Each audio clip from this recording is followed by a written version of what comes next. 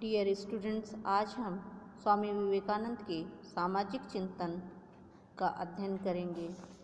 जो विवेकानंद जी का सामाजिक चिंतन था उसमें उनके कुछ विचार जैसे अस्पृश्यता का विरोध यानी छुआछूत का विरोध, बाल विवाह का विरोध, दलितों का उत्थान, आत्मविश्वास पर बल और शिक्षा संबंधी विचार आदि बहुत ही महत्वपूर्ण हैं।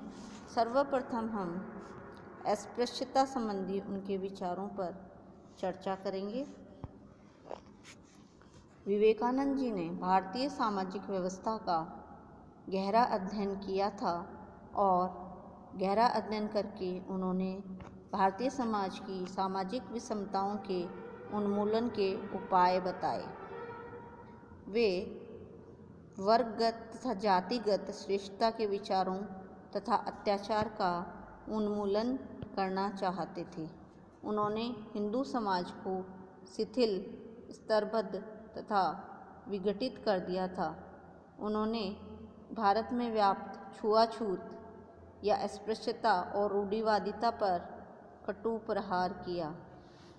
उन्होंने स्पष्ट रूप से कहा, अछूतों के लिए स्पष्ट रूप से कहा, हम उनकी जीविका और उन्नति के लिए क्या कर रहे हैं। हम उन्हें छूते भी नहीं हैं और उनकी संगति से दूर भागते हैं। क्या हम मनुष्य हैं? क्या हम मनुष्य? वे हजारों ब्राह्मण भारत की नीच और दलित जनता के लिए क्या कर रहे हैं। मत छू मत छू, एक ही वाक्य ब्राह्मणों के मुंह से निकलता है। उनके हाथों हमारा सनातन धर्म तुच्छ और भ्रष्ट हो गया है। अब हमारा धर्म किस में रह गया है? केवल छुआछूत में और कहीं भी नहीं। ये उनके स्वयं के शब्द थे स्वामी विवेकानंद के। वे छुआछूत का घोर विरोध करते थे। अस्पृश्यता पर उन्होंने कटु प्रहार किए और सामाजिक जो विषमताएं हैं उनके उन्मूलन के प्रयास किए। छुआछूत को दूर करने का प्रयास किया। छुआछूत को फैलाने में ब्राह्मणों का योगदान है, इसलिए उन्होंने ब्राह्मणों की आलोचना की और कहा और उनसे आग्रह किया कि छुआछूत को मत फैलाओ। छुआछूत हमारे सनातन धर्म में नहीं है। यह सब मनुष्य द्वारा बनाया गया है, इसलिए सभी व्यक्ति समान हैं। इसी आधार पर स्वामी विवेकानंद ने अस्पृश्यता का विरोध किया। दूसरा जो उनके विचार हैं, बाल विवाह का विरोध।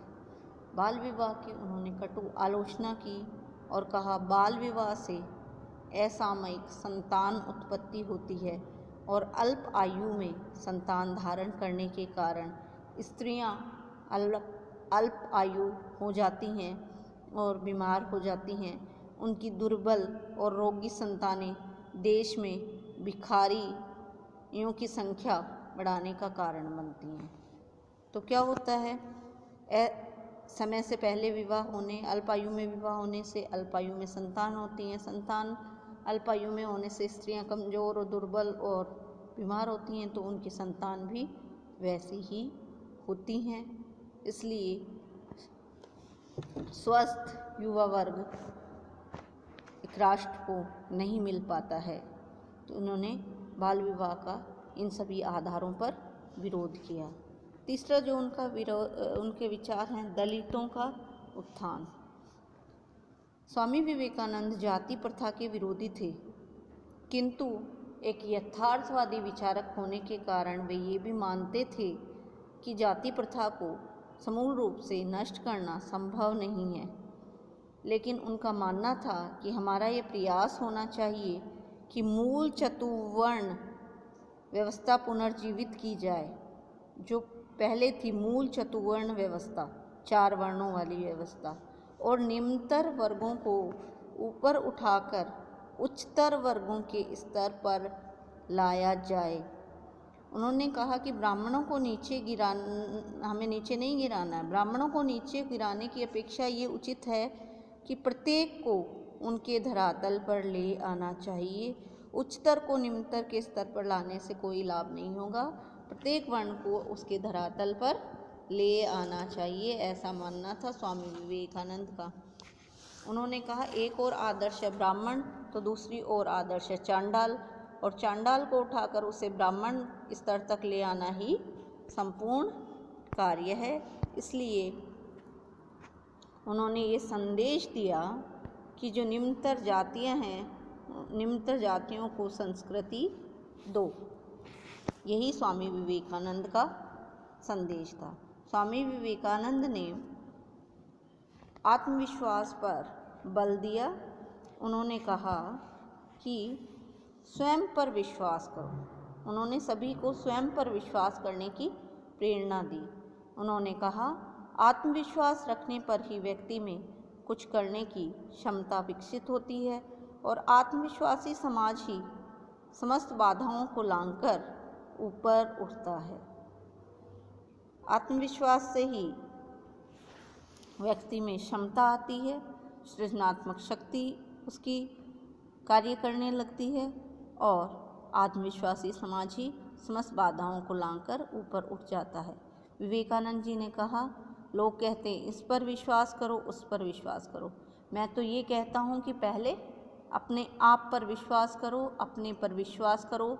सर्वशक्ति तुम में है और तुम और हम सब कुछ कर सकते हैं। सबसे पहले किस पे विश्वास करना है? स्वयं पे। इस प्रकार उन्होंने स्वयं पर विश्वास करने की प्रेरणा दी और आत्मविश्वास पर बल दिया।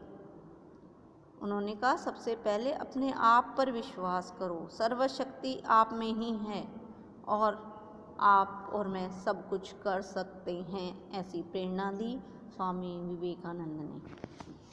स्वामी विवेकानंद के सामाजिक चिंतन से संबंधित उनके शिक्षा संबंधी विचार भी महत्वपूर्ण हैं। उनका विचार था कि भारत की दयनीय स्थिति का मूल कारण शिक्षा की कमी है। भारत की जो दयनीय स्थिति है वो किस कारण है? उसका मूल कारण क्या है? उसका मूल कारण है शिक्षा की कमी। स्वामी विवेकानंद तत्कालीन शिक्षा पद्धति के तो प्रबल आलोचक थे। अंग्रेजों की जो शिक्षा प्रणाली थी उसे वे क्लर्कों का निर्माण यानी बाबुओं की फौज का निर्माण करने वाला यंत्र मानते थे। वे गुरुकुल शिक्षा पद्धति के समर्थक थे। उन्होंने गुरु की सेवा तथा गुरु शिष्य परंपरा पर बल दिया। शिक्षा पाठ्यक्रम में उन्होंने धार्मिक ग्रंथों के अध्ययन पर बल दिया। उनको अनिवार्य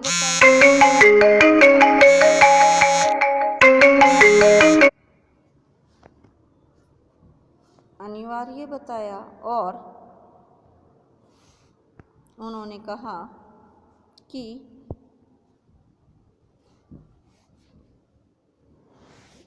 जो उनका मूल लक्ष्य है वो है विशुद्ध भारतीय शिक्षा पद्धति का निर्माण।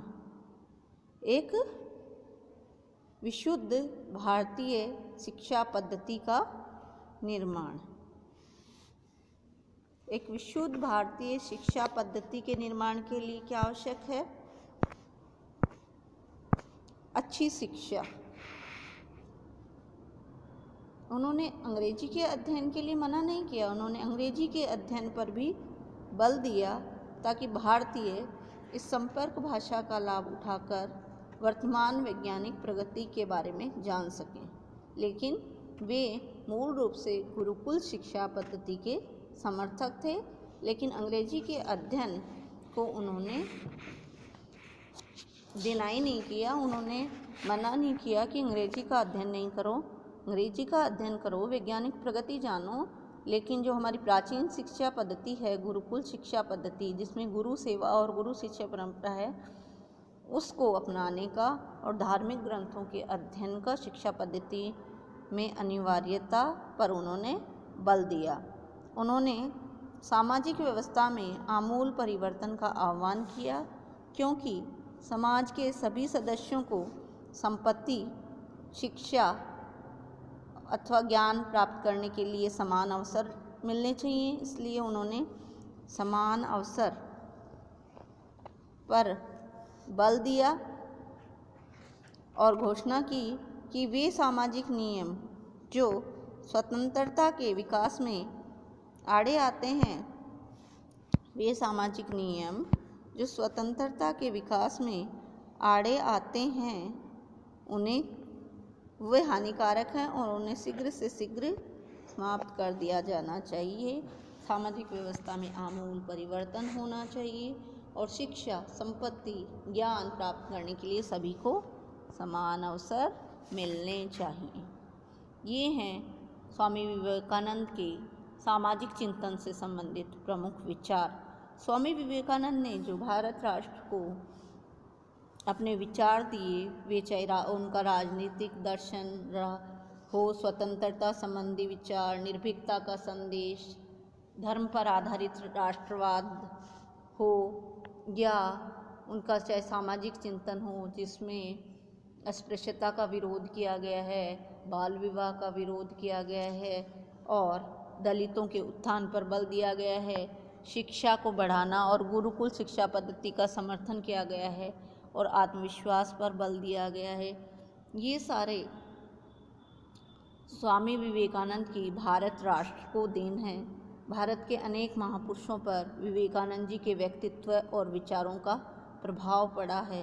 सुभाष चंद्र बोस भी विवेकानंद को अपना आध्यात्मिक गुरु मानते थे और अरविंद भी उनके महान प्रशंसक थे। स्वामी सत्यदेव उनके भक्त थे और जो उनका सन्यासियों का गीत है वो बंगालियों की बाइबल है। और जो स्वामी विवेकानंद की देशभक्ति थी उसकी तुलना मेजिनी, बिस्मार्क और लिंकन की भावनाओं से की जा सकती है। उनकी विशेष उपलब्धियां जो हैं वो एक तो हिंदू पुनरुत्थानवादी राष्ट्रवाद पर बल, उन्होंने हिंदू पुनरुत्थान की अधिक पूर्ण एवं आत्मचेतनापूर्ण अवस्था प्रदान की। उन्होंने हिंदू पुनरुत्थान और 1893 में उन्होंने विश्व धर्म सम्मेलन में भाग लेकर हिंदू धर्म की जो व्याख्या की वो अत्यंत प्रशंसनीय और अविस्मरणीय है। इसके अतिरिक्त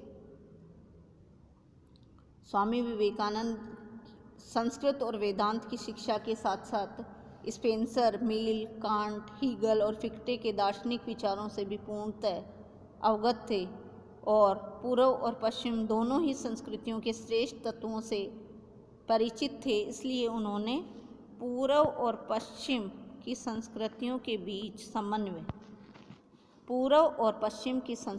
के बीच समन्वय स्थापित करने के प्रयत्न किए। इसके लिए उन्होंने एक सेतु की भूमिका निभाई।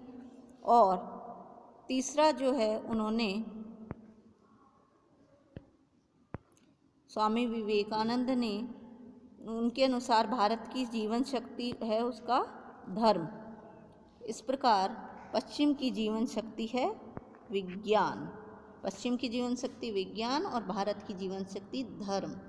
स्वामी विवेकानंद पूर्व और पश्चिम के बीच समन्वय स्थापित करना चाहते थे और उन्होंने धर्म और विज्ञान के बीच सामंजस्य स्थापित करने पर बल दिया और उन्होंने कहा इस सामंजस्य में ही विश्व का कल्याण निहित है।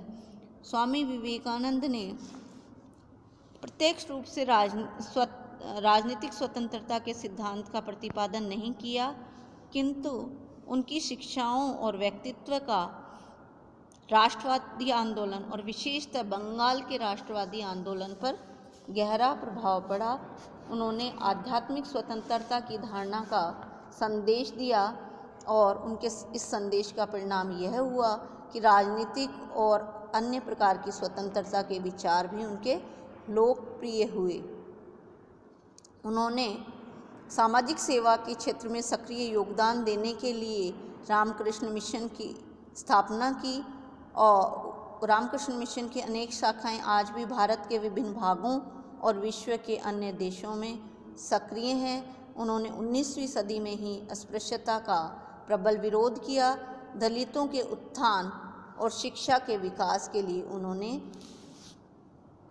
भरसक प्रयत्न किए और सामाजिक जीवन में उन्होंने ब्राह्मणों तथा क्षत्रियों के आधिपत्य की, जातिगत उत्पीड़न की कड़ी भर्त्सना की और उन्होंने सामाजिक समानता का संदेश दिया और सभी को समान अवसर उपलब्ध हों, ऐसा उन्होंने ऐसी प्रेरणा दी और समाज को समानता के आधार पर स्थापित होने की दिशा में आगे बढ़ने के लिए प्रेरणा दी।